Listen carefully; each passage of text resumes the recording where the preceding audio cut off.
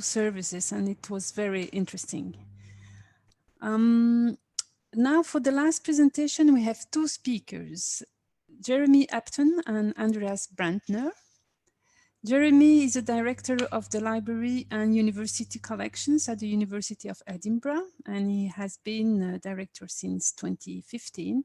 And Andreas is the director of University Library of Freie Universität Berlin since 2018. And together they have set up a Memorandum of Understanding between the libraries, aiming at sharing knowledge and professional experience and encouraging best practice. They will tell us more about this initiative, and the floor is yours.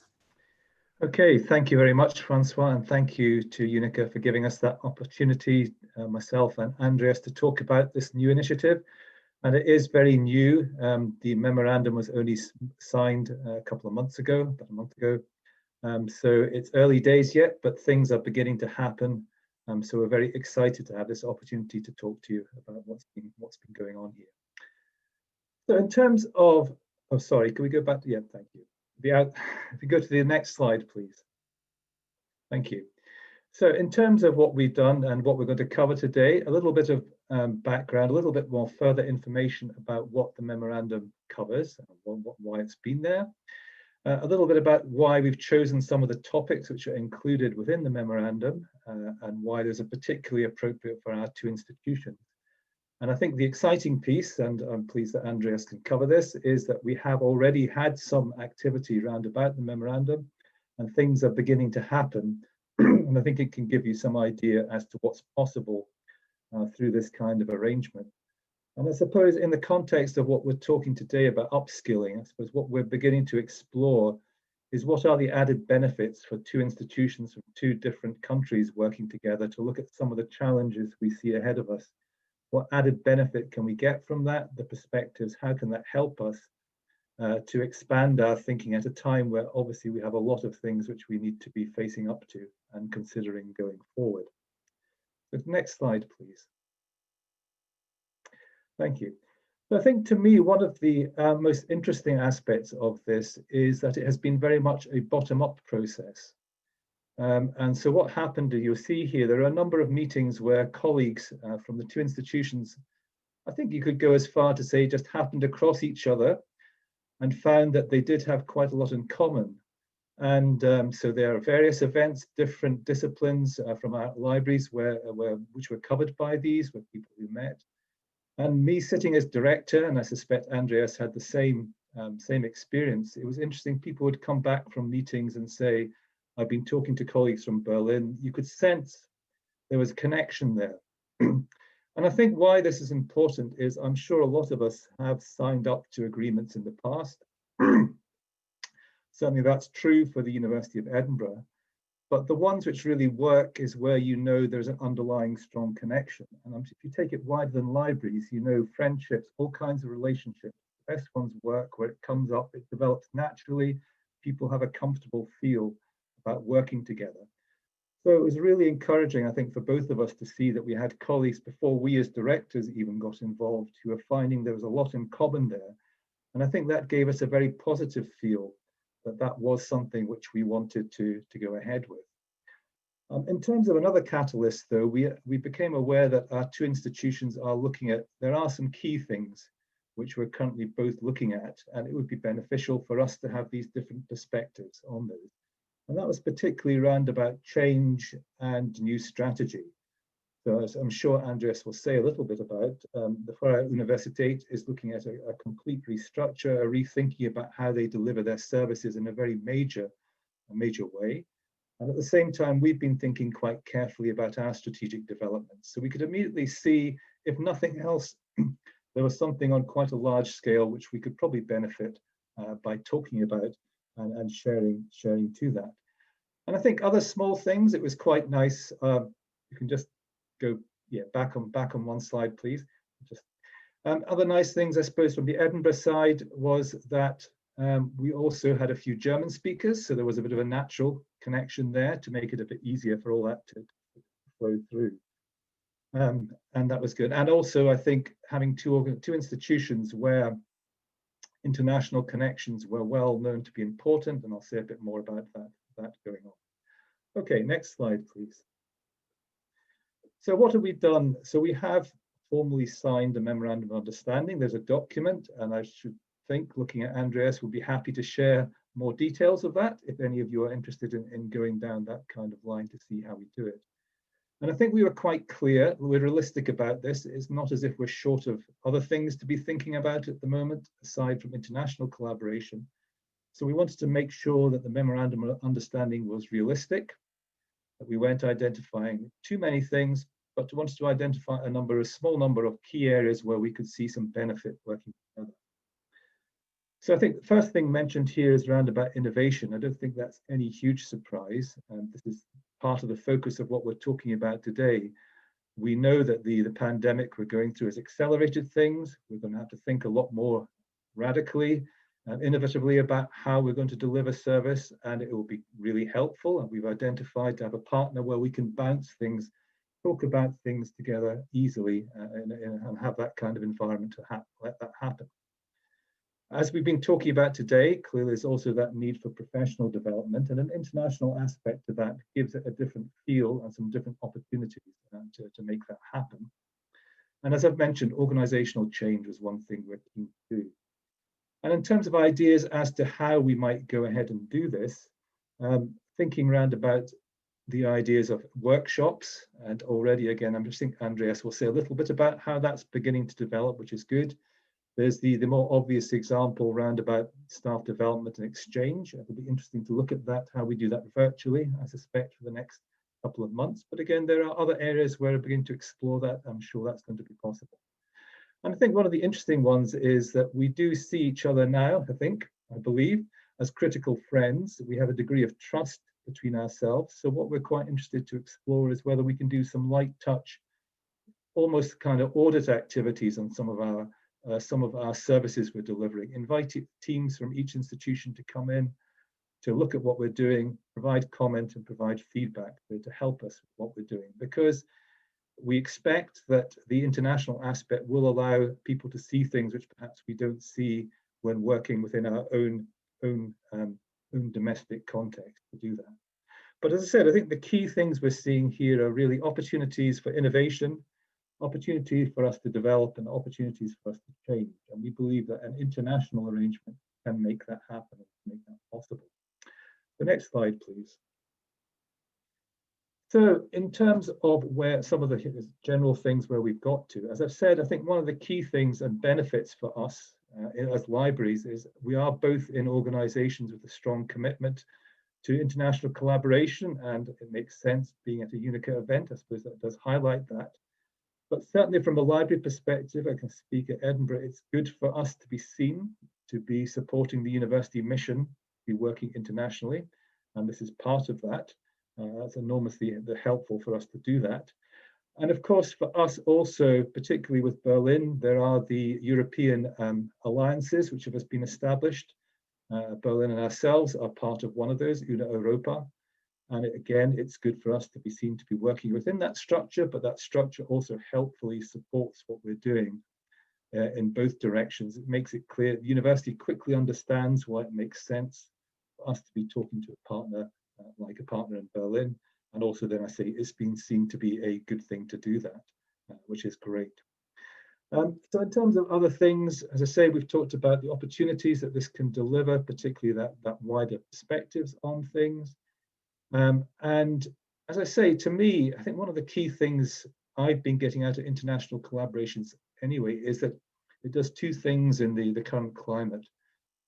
Inevitably, we have a lot of things we're having to look at day to day, and I really welcome opportunities like this, and hopefully through the partnership arrangement we're setting up to lift your eyes above what you're doing, to have that space in a time-limited way, but that space where you can think more widely. It's refreshing, and it does give that opportunity to bring new perspective to what you're doing and to take those kind of things forward.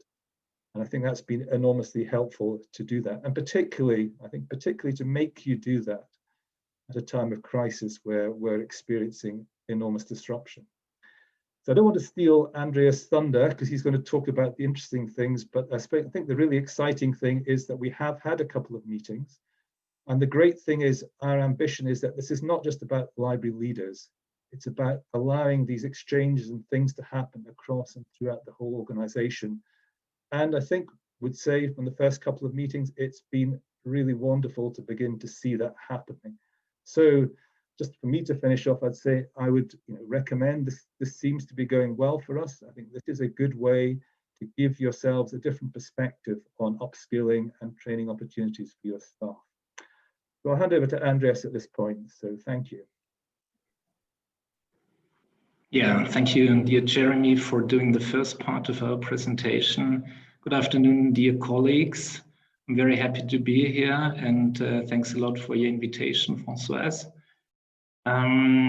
I've just 5 slides, and I'm going to try to give you an impression of the very start of our cooperation. It's a really fresh cooperation, and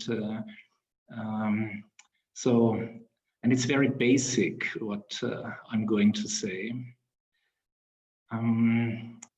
Yeah, we started our cooperation with 2 online events.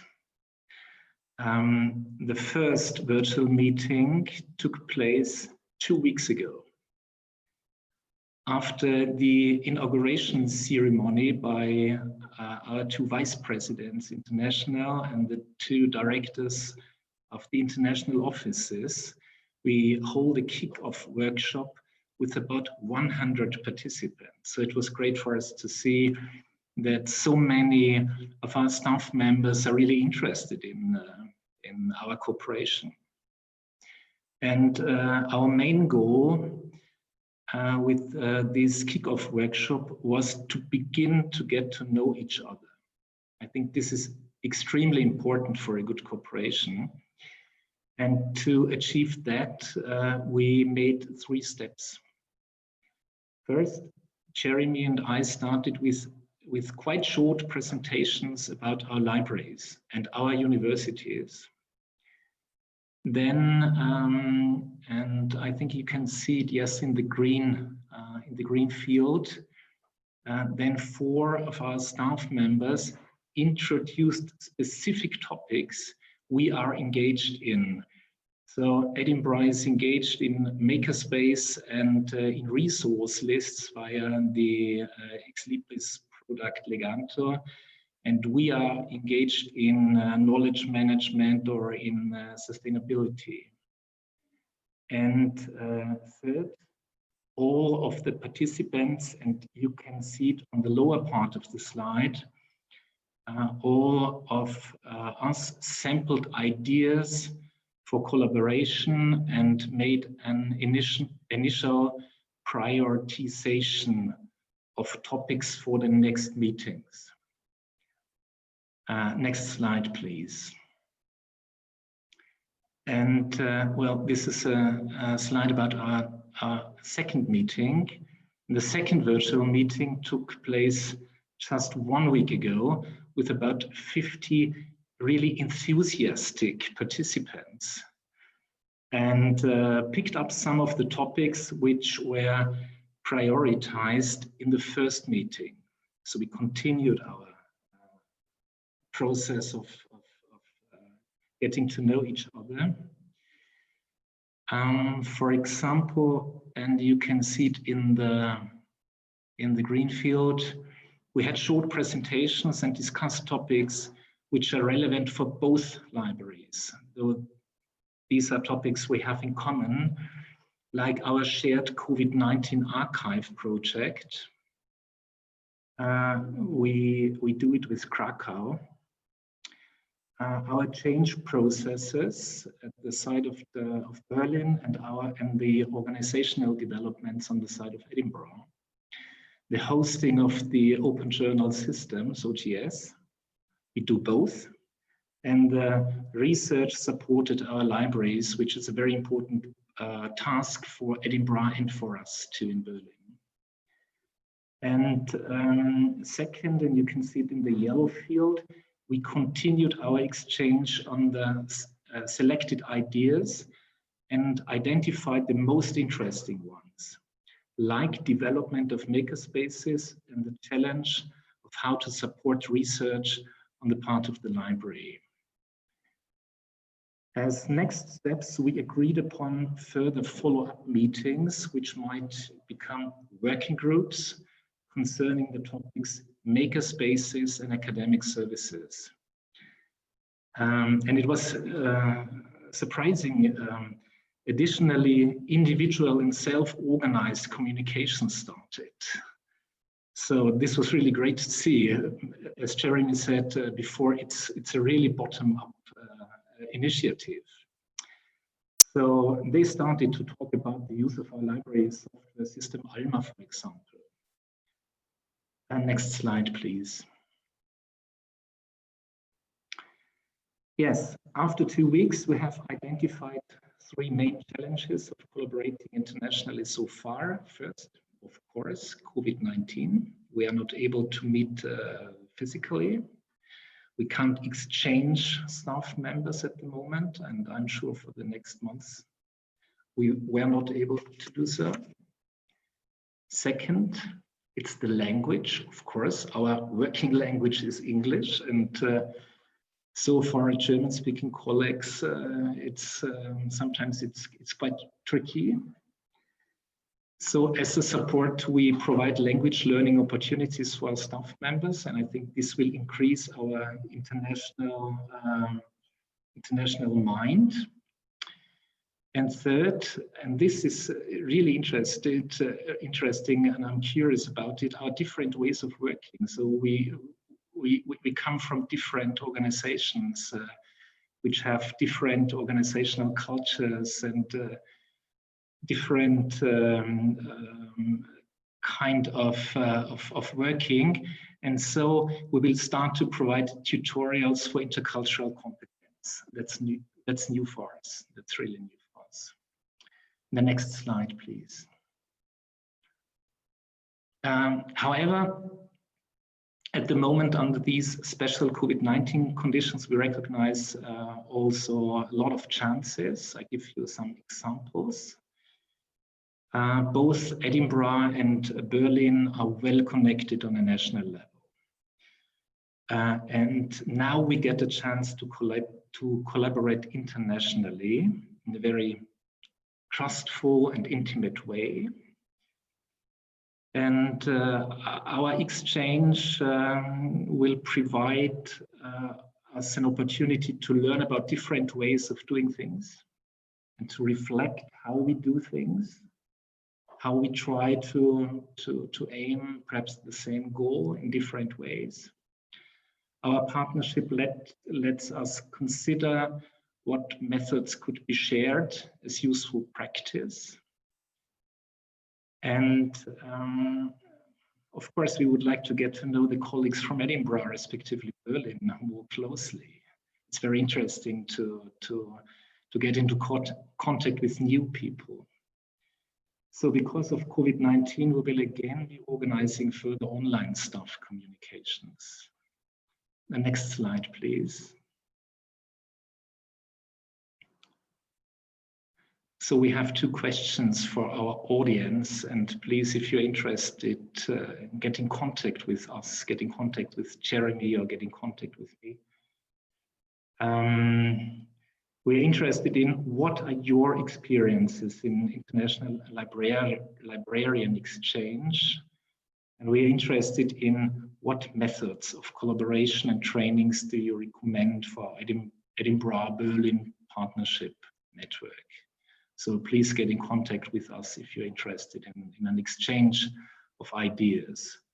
Next slide.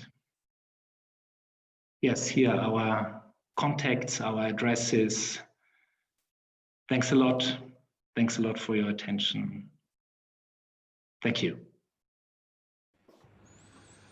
Thank you to both of you for this very interesting presentation about this bottom-up collaborative program, which looks very promising. We now have time for questions to our speakers, so do not hesitate to write them down in the chat. So far, we have a question for Maria.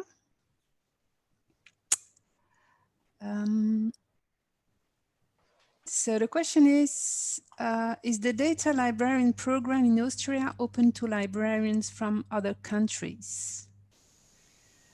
It is, but there may be a language barrier because the working language is German, with only occasional lectures in English.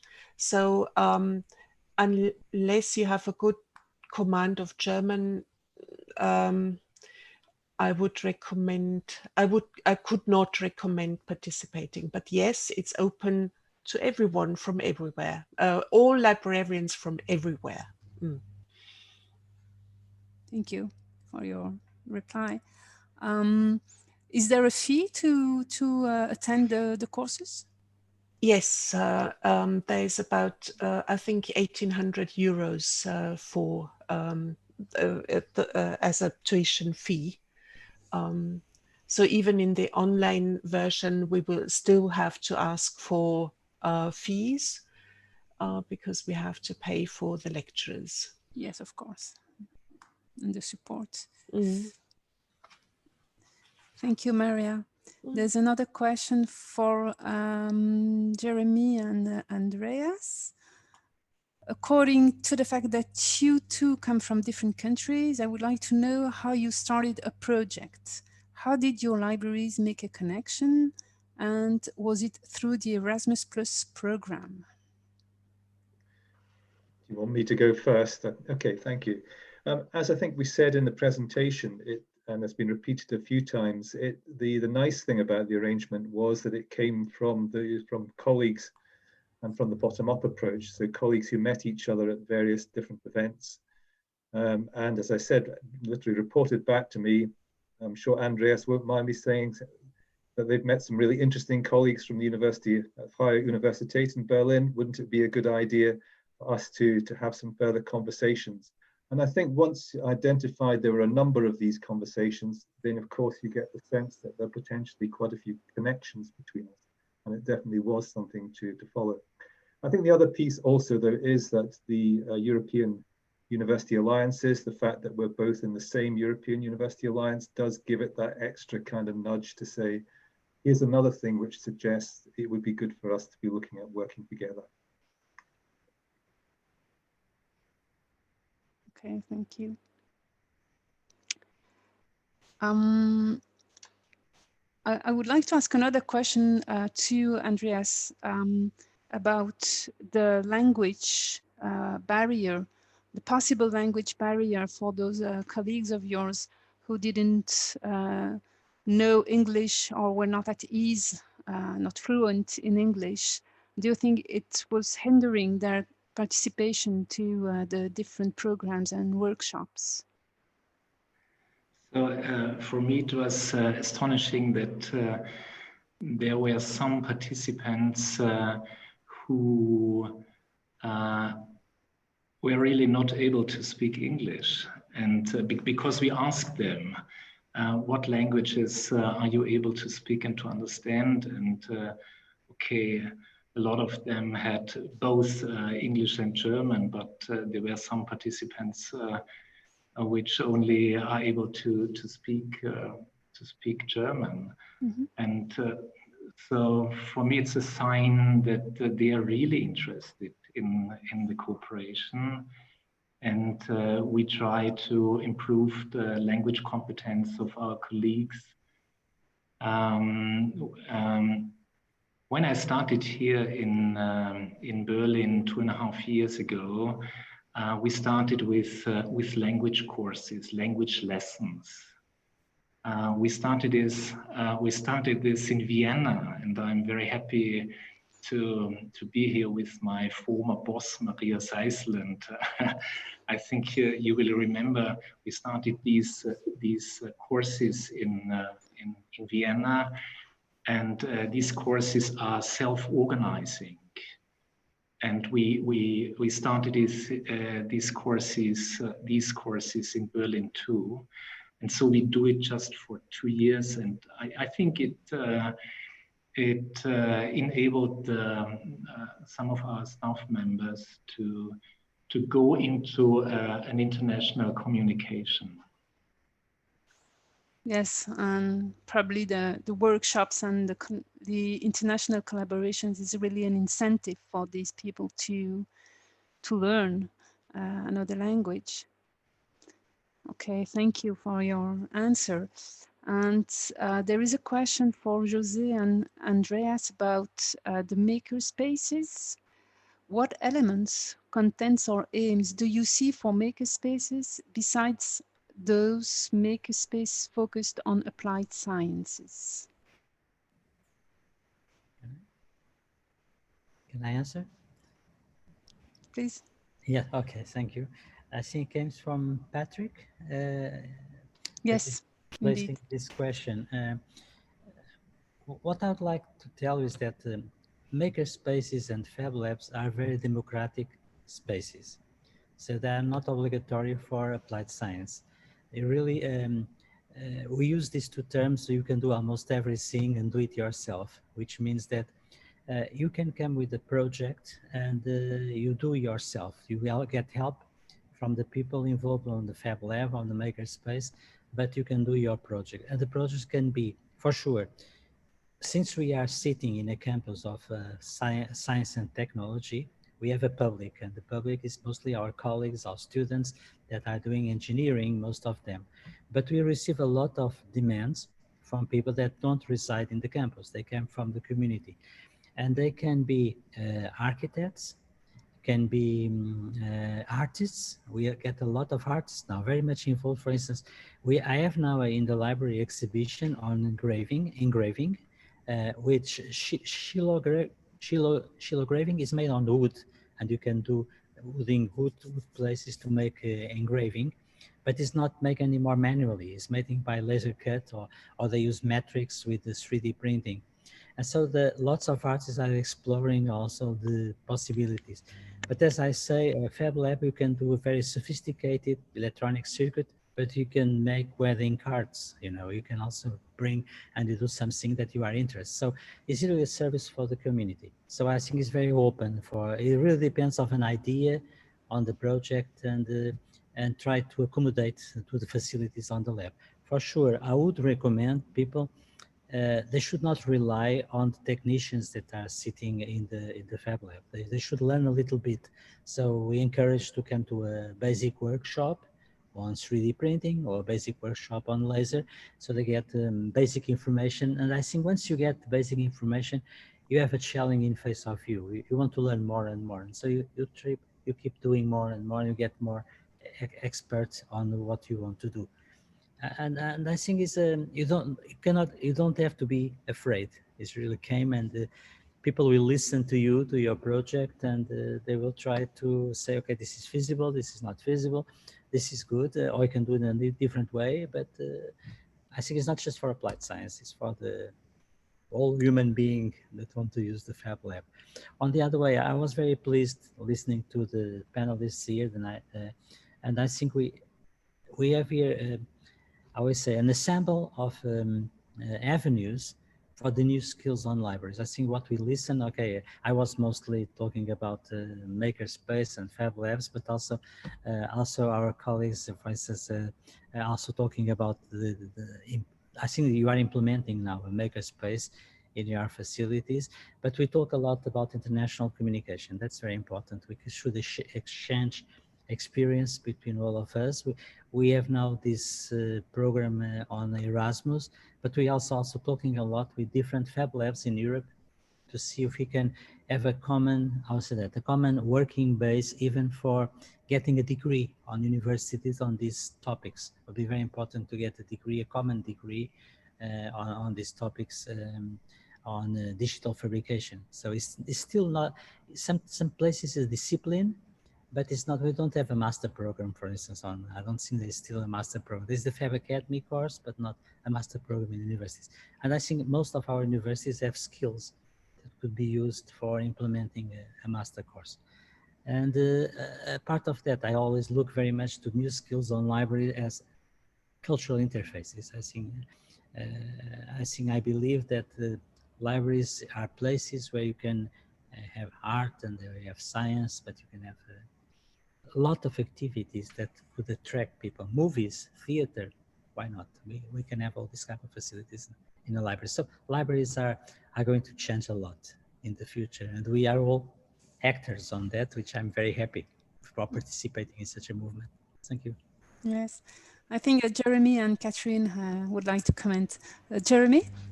Yeah, thanks very much. Just to say, Jose, I will definitely be in touch with you because my head of my makerspace, I think a lot of things you said, I just want to support what you said, that whole point of why it's in the library. It is something which we deliberately is there for everyone, whatever level, whether it's just you want to understand the concepts, because when you go on to later life, you want some understanding, or whether you want to do something in more detail. And I think my favorite exemplar of this still remains that we had an example where people from the School of Law said they wanted to book a session because what they wanted to do was they wanted to explore intellectual property. So they brought their students in to print a bicycle pedal. And they said, when does it reach the point where you change that it becomes something which is unique and something which has to be protected? And I think this is a great example because previously all that was taught using a PowerPoint. And instead, the students could come in, could manufacture, physically handle, could get that impression.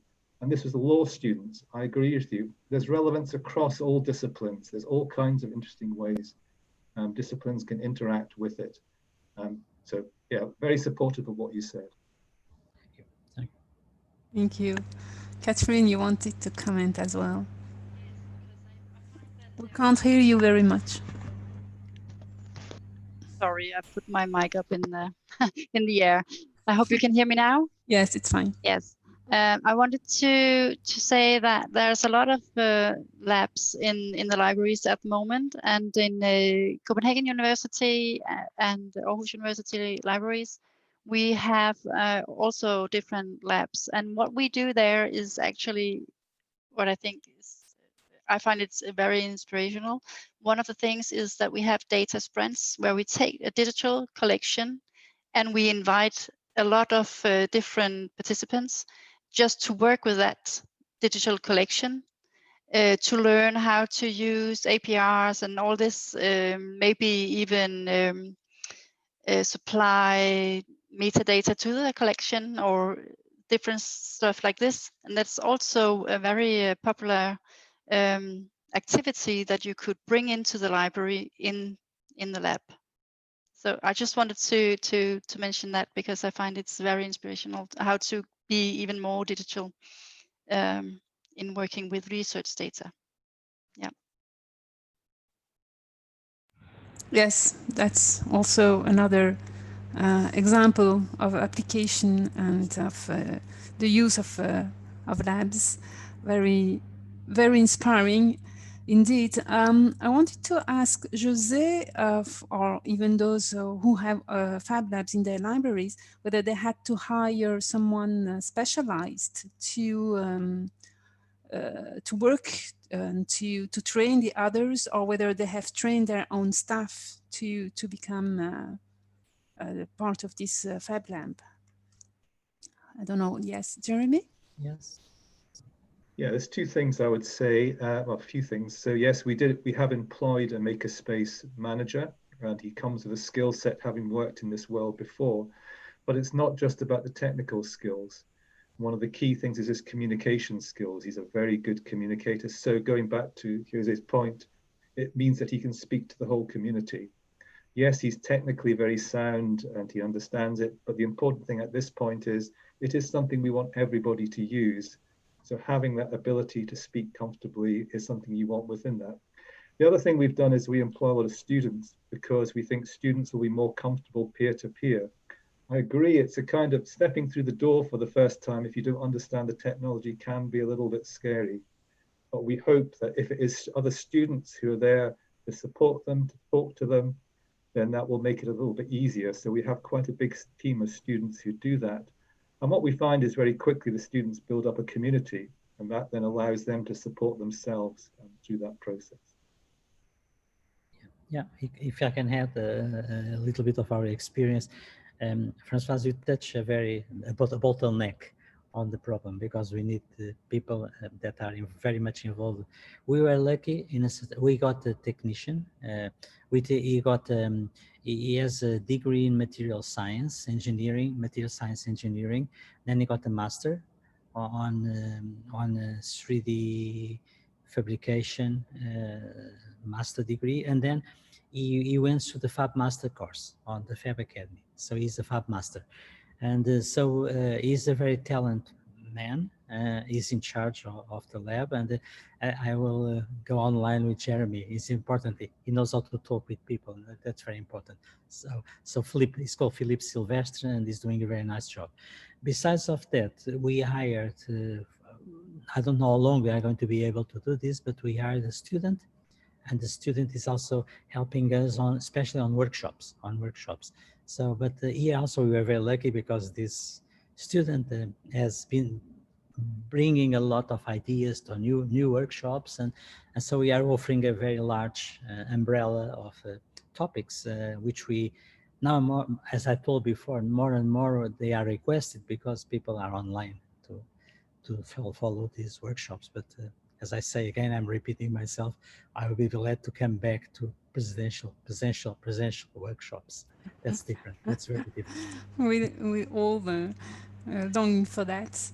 But then, if I may ask another question to both of you, is how do you manage the fact that these people are coming from outside, and then there are also students? How are the existing librarians being involved in that Fab Lab? Sorry, in the Fab Lab. How are the librarians being involved in the Fab Lab in order to avoid a difference or a kind of a break between existing staff and new staff? Yes, yeah, you go ahead. Okay, just very quickly, I'd actually pick up on a bit of what Catherine said. It is a different skill set, and I think a lot of our existing staff don't have that. But like in Denmark, we've begun to think, can we use some of our collections in the makerspace, as you say? So bring some of that data, even some of the objects, because I have museums under my remit too. And that's a way, so you allow them to take something familiar into a space which is less familiar, and then work with that. And that's what we hope to do. I don't think we've got, to be honest, terribly far with that yet, but that is what we say. We reiterate the message that this is now, it sits in a library because it's a kind of skill set which lots of people probably do want to pick up, and we encourage people to sign up and do things and take part in the activities. But I guess it is that piece about thinking about how can they transition their work into that space and do something interesting with it, which then allows them to learn the skills to take it forward.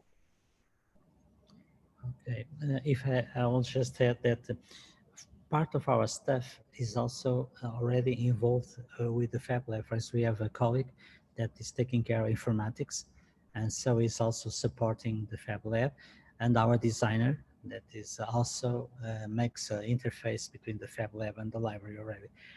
Being involved with this program, or Erasmus program of literacy, 3D literacy for librarians, we are really doing a kind of to get information database on what's going on in Europe, which libraries has already 3D printings, and how much we can get more and more involved librarians on this program.